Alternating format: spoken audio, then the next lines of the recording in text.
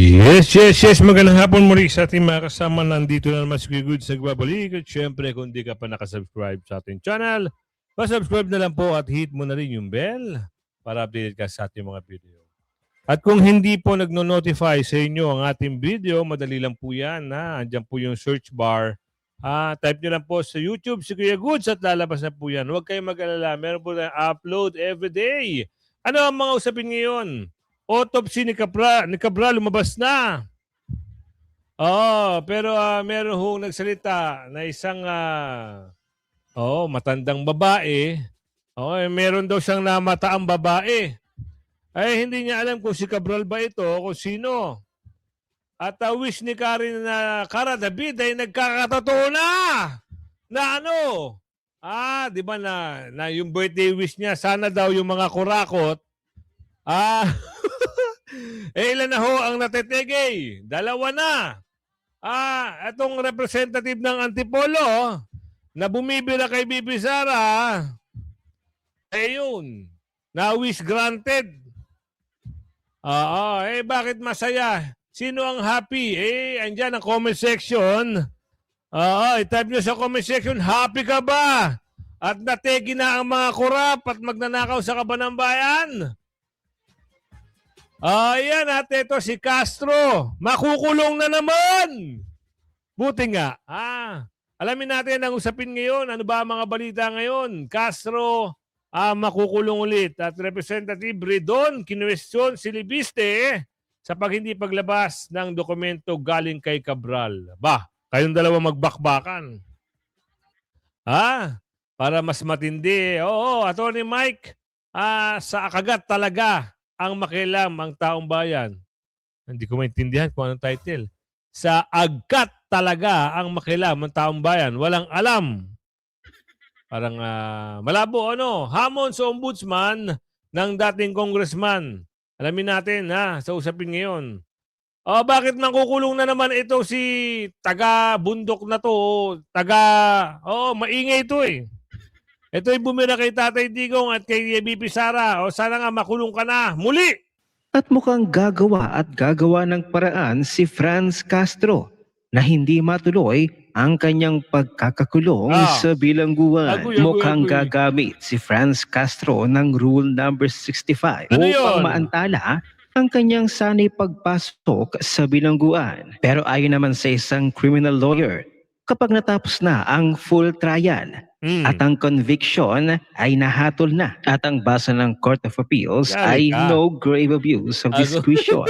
Ibig sabihin nito, ang Rule 65 petition ni Castro ay dapat ma-denied agad-agad. Dapat. Why cases like Castro should no longer be entertained by the Supreme Court. Cases like those of Franz Castro and Sotero Campo show a continuing problem in our legal system. Bakit? The repeated use of Rule 65 certiorari, even after the accused have already been convicted by the trial court, and that conviction has been affirmed by the Court of Appeals. This continues even though the law is clear that certiorari is not an appeal and may be used only to correct very serious errors involving lack or excess of jurisdiction. Given this pattern, it is almost certain that Castro and Ocampo will resort to Rule 65.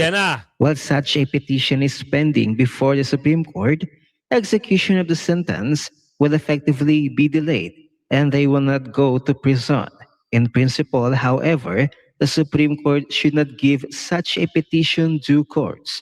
In the Castro-Ocampo case, the accused were tried, convicted, and sentenced. The Court of Appeals later reviewed the case and ruled that the trial court committed no grave abuse of discretion.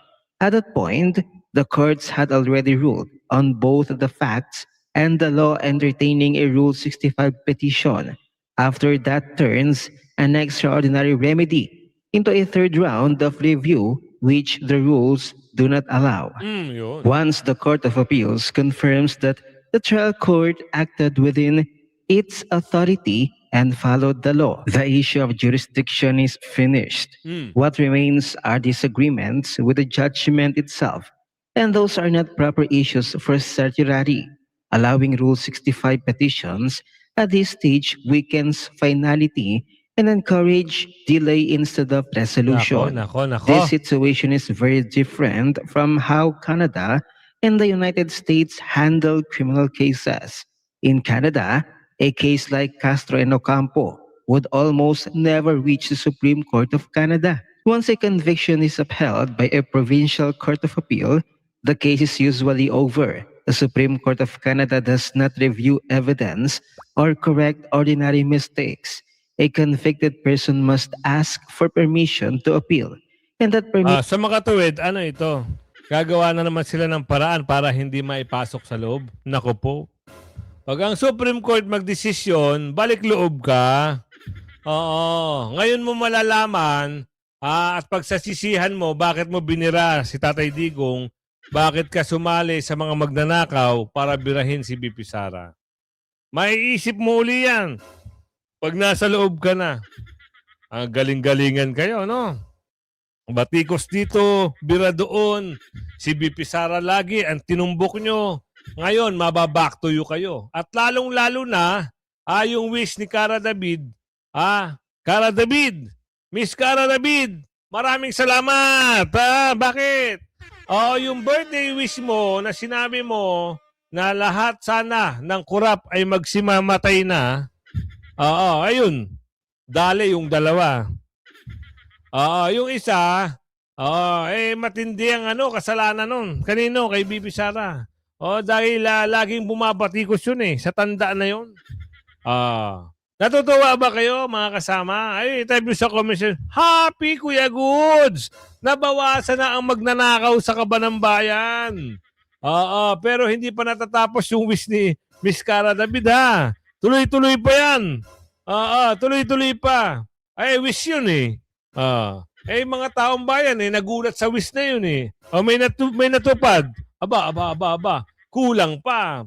At ito si, ano pangalan ito? Si Ribon. Yung malaking muka. Kulang sa utak. May banat kay Representative Libiste.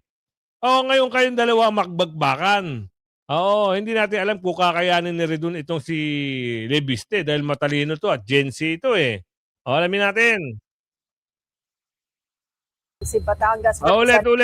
Kinwestiyon ni Congressman Terry Ridon si Batangas Representative Leandro Leviste dahil sa di paglalabas ng mga dokumento galing kay late DPWH Undersecretary Maria Catalina Cabral. Sagot ni Leviste, mismong mga kongresista raw ang ayaw makita ang listahan ng proponents ng DPWH budget insertions.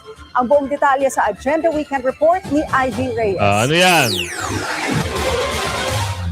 Matapos sabihin ni Batangas 1st District Representative Leandro Leviste na may hinahawakan siyang listahan galing sa namayapang Undersecretary ng DPWH na si Catalina Cabral. Simula pa Setyembre, tinatanong ni Bicol Saro Representative Terry Ridon kung bakit hindi ba inilalabas ni Leviste ang listahang ito hanggang ngayon. My question to him is, it has been several months since this supposed document had been provided to him. Why has he not disclosed it up until today? Hindi ba? Kasi binabanggit niya yun in the last couple. Maingay lang to pero walang laman. Alam mo yung mga taong maingay pero walang laman. Ano yun? Lata. Latak. Isipin nyo ngayon ka magboboses at sasabihin mo bakit hindi pa nilabas. Bakit nung buhay pa hindi mo sinabi yan? Tapos makikisaw-saw ka. Kung kailan wala na. Kung halimbawa, sinabi mo yan noon at lumabas nga ito sa Senate State Witness, di tas-tas kayo lahat. Diba? Kung nabubuhay pa ito si Cabral, yari kayo. Dahil nasa kanya lahat ng mga, nasa yung laman ng laptop o computer, buong detalye yun. Baka mamaya magulat kayo sa mga pangalang ilalabas. Kaya siguro, umingay ang lata dahil wala nang lalabas. Pero nakakapagtaka pa rin. Wala pa ring muka. Siya ba talaga yung, si Cabral ba talaga yung nahulog doon? O hinulog doon? O nagtipahulog doon? Nagtatanong lang si Aling Ledesma, ha? Couple of days na meron pong binigay na dokumento. Where is that list? And if that list is actually relevant to the flood control controversy, that list should have been disclosed in the soonest time. Hindi natin kailangan hintayin si Undersecretary Cabral po dito. Sa social media page ng kongresista, sinabi ni Leviste na September 4 pa ibinigay sa kanya ang mga dokumento na naglalaman ng mga proponents ng insertion sa Public Works Department. Anya, naipakita na niya ito sa Independent Commission for Infrastructure at mayroon ding kopya ang DPWH. Yun naman pala. Bakit nagngangaw ka, Ribon? O Ridon, bakit mahilig kang... late reaction ka na naman. Huwag na nang ating pansinin yan. Baka nagpapalapad na naman ng papel, ano? Baka may pangarap ang mama, tumakbo sa higher position, gusto makilala ang pangalan. Pwe! Hindi ka mananalo, sabi ni Aling Ledesma. Napapapwese pa si Aling Ledesma, no? At ito, Atty. Mike, merong mensahe, pahayag. Patungkol pa rin ito dito kay Cabral. Sikat na sikat si Cabral, ano? Pero yung magnanakaw sa kaban ng bayan, hindi pa nakakasuhan. Nakasuhan na ba? Pero hindi lumalabas, ano? Si Yuse Cabral at si Orly Gutesa, dalawang magkahiwalay na buhay, pero paanong nag-uugnay ang dalawang tao na ito? Ito po muli si Atty. Mike Operario. Pag-usapan natin yan sa araw na ito. Habang umiinit ang balita tungkol sa kamatayan ni Yuse Cabral, at marami ng mga mas nagaganap ngayon, yung pagtanggi ng pamilya daw, di umano, ni Yuse Cabral for forensic autopsy ay nagiging issue. Pero ako sa tingin ko, yan naman ay choice ng pamilya. Pero sa gitna ng lahat ng ugong at ingay nito, mayroon pang isang tao na tila ba unti-unting nabubura sa kamalayan ng mga mamamayan. Ito ay si Orly Gutesa. Ang huling impormasyon na nadinig natin sa kanya ay yung revelasyon ni Mike Defensor na si Orly Gutesa daw ay nasa kustodiya ng Philippine Marines. Na kalaunan ay tinanggi naman ng Philippine Navy na nasa kanila si Orly Gutesa. Ang tanong ngayon, nasaan siya? At ayon kay Mike Defensor, ang pamilya ni Orly Gutesa ay nasa kanyang kustodiya at kanilang pinoproteksyonan. Ano't ano man na nangyari kay Orly Gutesa, ang mahalaga sa kasalukuyan, at least ay ligtas yung kanyang pamilya. Ang dalawang storya nito, si Yuse Cabral galing sa Alta Sociedad. She's been mingling with the powers that be in the seat of power. At isang ordinaryong sundalo sa katauhan ni Orly Gutesa. Paano sila nagkakaugnay? Well, pareho silang involved dito sa flood control fiasco bilang mga testigo. Ang kanilang mga testimonya ay material at inaabangan sana na magbibigay ng mas malinaw na storya kung anong totoong nangyari. Si Yuse Cabral ay bahagi ng mga empleyado o opisyal ng pamahalaan na nag-allocate ng mga pondo na yan mula sa DPWH.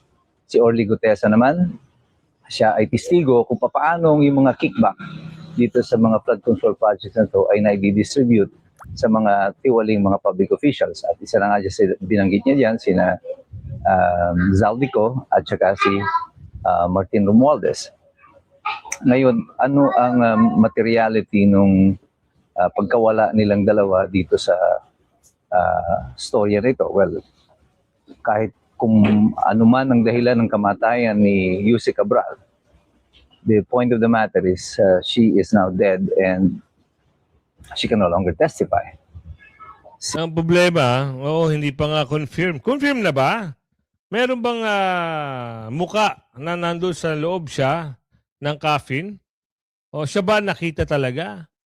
Bakit hindi pinapakita sa media? Nagtatanong lang si Aling Ledesma at confirm na ano? Ito palang representative ng Antipolo na si Cop A, pumanaw na. Easy ka dyan. Oo. Totoo. So, yung wish ni Karen David, yun. Wish granted. Yun lang ang ating update, ha. Ano kaya ang cause of death? Bakit natsugi? Ay, maraming matutuwa dyan, ha? Isa hong representative ng Antipolo na bumibira kay BP Sara at kay Tatay Digong at nasama sa wish ni Miss Cara David, yun, confirm, tegay. Hindi kami, hindi ako nalulungkot, no? Bakit? Alam nyo naman yun. Kung paano bumira yun. Kay BP Sara, kay Tatay Digong. So malulungkot ka pa ba sa mga nababalitaan mo? Hindi. Magbasa kayo ng comment section. Marami hong nagsasaya. Tuwan-tuwa sila at nauubos na raw. Yan na, ang gaba, di magsaba. Dadalihin na kayo ng wish granted. Si Gutesa, on the other hand, siya naman po ay nawawala.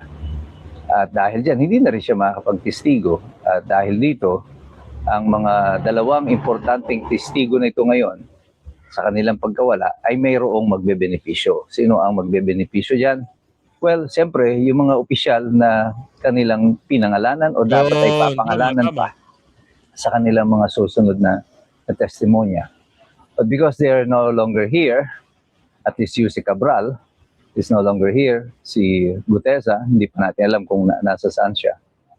But both of them can no longer be called upon to testify and shed light on this matter on the flood control fiasco. Who benefits? Well, you know who benefits from this. Alam niyo na kung sino ang nagbe-benepisyo dito.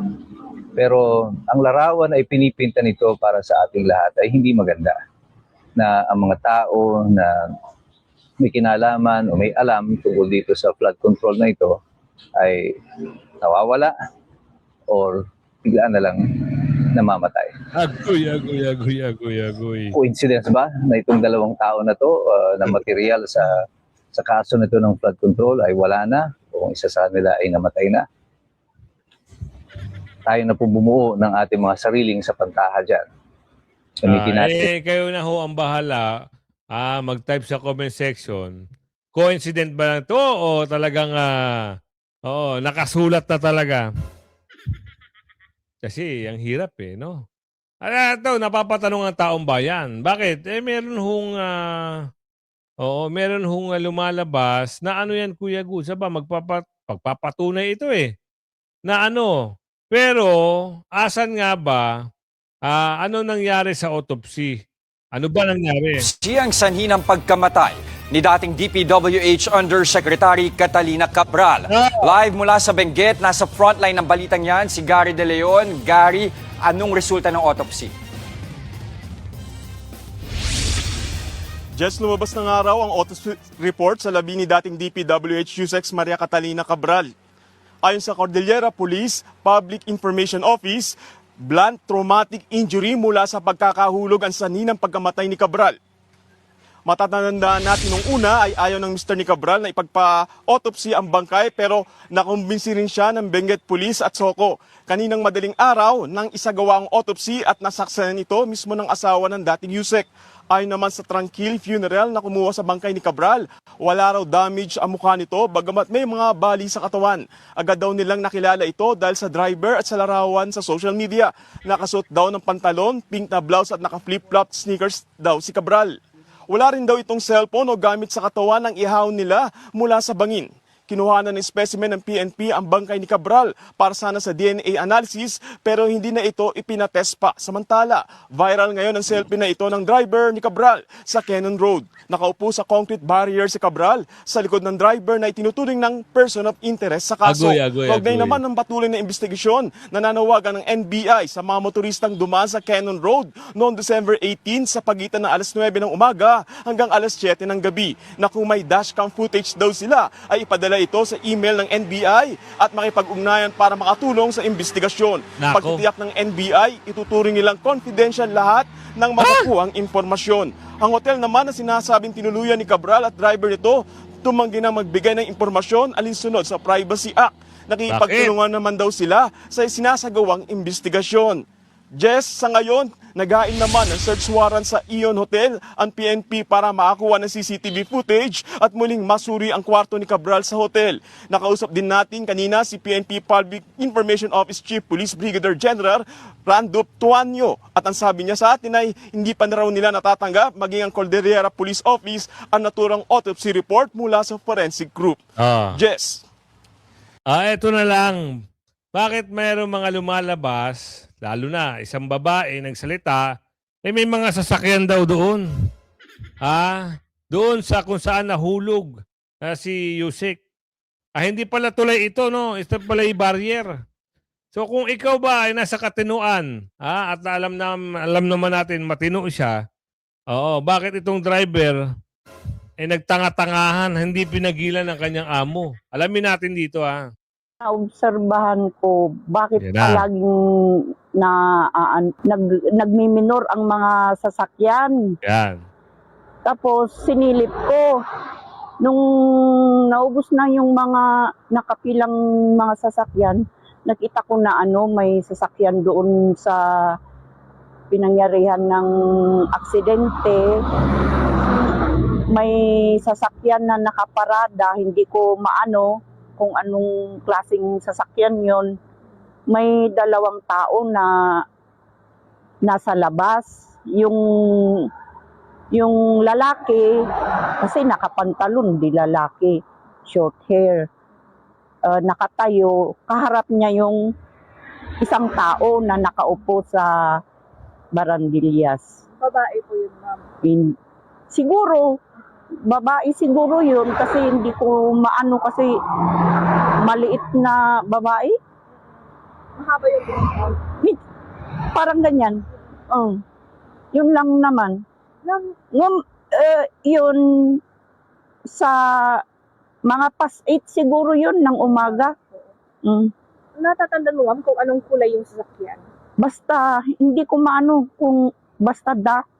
Dark. Hindi dark na black. Basta pas lakas yan, ang DJ nasa kulay. Pwede siguro kasi yung asawa ko, nakita niya rin yung sasakyan na yan, nagparada doon sa gasolinahan, lakas ng gasolinahan. Nakita niya, inaano niya yung sasakyan kasi sabi niya, sino ba itong tao, sasakyan na ito? Sino ang may bisita? Napansin niya. Kasi bumili ng sigarilyo. Nakita niya yung driver na bumaba, nakatsinelas. Kaya ng gabi ng gabing yon, inano niya yung sasakyan at saka yung tao, sabi niya, ito naman yung nagparada doon sa Yun lang. Ma'am, natatandaan mo kung anong kulay ng damit ng nagtambay dito ng umaga? Red. Yung sa babae. Parang yung Hawaiian design niya, hindi ko maano yung eksaktong kulay kung red o pink. Sa babae yun, ma'am. Yung nakaupo sa barandillas. Pero yung sa lalaki, ma'am? Red. Red. Yung babae nakaharap dito sa... Hindi, nakatalikod. Nakaharap dito sa mountain side. Dito. Tapos yung lalaki, nag-uusap lang ganito. Ayun, yun lang po. Yun lang ang nakita ko. Hindi mo na nakita na bumalik yung sasakyan or umalis? Hindi na. Kasi ang ano ko, baka nagde-date lang, ganun, nagse-selfie. Mga anong oras mo napansin na wala ng tao doon? Hindi ko na alam kasi hindi na ako lumabas. Hindi na ako lumabas na nag-ano. Naku, may testigo ha. Ibang klase to mga kasama. Baka magkaroon ng usapin. Magkaroon ng ano bang tawag dito? Di ba na person of interest na nga itong driver. Pag yan, nabigyan ng mga kaukulang ebidensya na merong makitaan, aba. Sigurado, oblo yan. Ito lang Kasi nakakapagtaka. Kung ikaw may concern ka sa amo mo, hindi mo sasabihin, hindi mo hahayaan pala na maging ganun yung sitwasyon niya. Oo, nahaharap doon sa mountain at nakaupo sa berandra o doon sa concrete barrier. Nakakatakot yun. Pwedeng mahulog. Diba? Kung concern ka. Kung hindi, agoy. Pwede mo naman, ma'am, wag na tayo dito. Pwede mo na sabihin yun eh. Ma'am, doon na lang tayo sa hotel. At isa pa, nakakapagtaka. Ano yun, Kuya Goods? Bakit dalawa lang sila? Nag-unwind. Tatanggal ng stress. Oo. Yun pa lang, nako po, ano kaya? Basta tayo, magre-reaction lang. At aalamin natin sa susunod kung ano yung mga bagay-bagay. Pero may balita dito talaga eh. Nabasa ko kanina eh. Oo, talagang tuwan-tuwa si Aling Ledesma sa nabasa niya. Ayan oh. Sabi pa dito, pagpugay kay OCAP. Ayoko. Hindi ko gusto. Ang dami tumawa rito. Ilan? 43K ang tumawa. Wala talaga nagtitiwala pag ganito. Wala kang makikitang concern ng taong bayan. Meron pa dito na nategay. Anyway, kamusta kayo lahat? Nagtatanong dito, ibig sabihin, galit doon sa nategay. Iniisa-isa na sila ng universe. Wish ni Cara David nagsisimula na. Di ba? Kaganda. Ang dami. Antipolo Representative Bronio Ocap. Agoy. Nako. Ano naman kaya escena rito? Ito yung confirm. Viral selfie of Cathy Cabral driver. Ito unggoy din tong driver na to eh. Tapos ngayon, nakangiti ka pa. Hindi mo na lang sinafety yung amo mo. Bakit ganun? Ang daming mga negative comment dito sa representative ng ng Antipolo. Diba? Ayan, hindi kayo mahal ng taong bayan. Taga Antipolo, pinagtatawanan siya, anong gagawin natin dyan? Hindi ka namin bati kasi. Nagpagamit kayo, sa mga magnanakaw. Kaya ang tingin ng taong bayan sa inyo, talagang basura rin. Kaya wala kayong magagawa. Diba? Yun ang naging impresyon ng taong bayan sa inyo. Kahit na ibalita pa yan, saang media pa yan, na ganito nangyari sa iyo, wala, basura pa rin ang tingin sa inyo. Hamon sa ombudsman ng dating Congressman Alamin. Ang insert sa 2025 budget ay nasa 280 billion more or less. Ang binito lang ng ating Pangulo, 29 billion. So napakalaki yung, maliban doon sa 100 billion na pina-insert niya, mayroon pang mga ibang in-insert. Sabi ni Saldico, 52 billion ang nakalap ni Saldico na kickback at binigay niya kay Romualdez at kay Marcos. So matino ba yung presidente na yan, mga kababayan? Ako po'y nananawagan sa ating mga sundalo, sa ating mga pulis. Matino ba ang ating Pangulo na kumikita sa sariling pera ng mga taxpayer, ombudsman, kung naimbestigahan ang ating Vice Presidente dahil pinailan nila ng plunder, there is no hindrance for you to investigate the President. He may be immune from suit, but he is not immune from investigation. You should show to the public the accountability of the President. Kasi may nag-akusa sa kanya. Hindi lamang 25 billion at 52 billion ang kinita mo kasi sa 2025 budget lang yan. What about the 2024? What about the 2023? Magkano kinita mo, Mr. Pangulong Marcos? Booking. Nananawagan sa ating mga kababayan. Nanakaw ni Bungit. Ganyan ka magnanakaw ang isang presidente, according to Saldico, na kumukuha ng 25 billion. Maliban pa doon, mga kababayan, doon sa mga nilatag nilang insertions na hindi po nakaayos doon sa National Expenditure Program. Kasi ang na-insert sa 2025 budget ay nasa 280 billion more or less.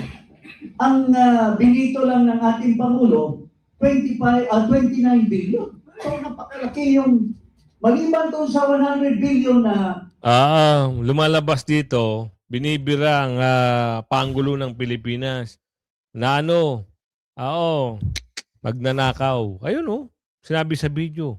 Kaya kung umabot ka sa video natin ito, paki-like and share. At huwag mo kalimutan mag-subscribe.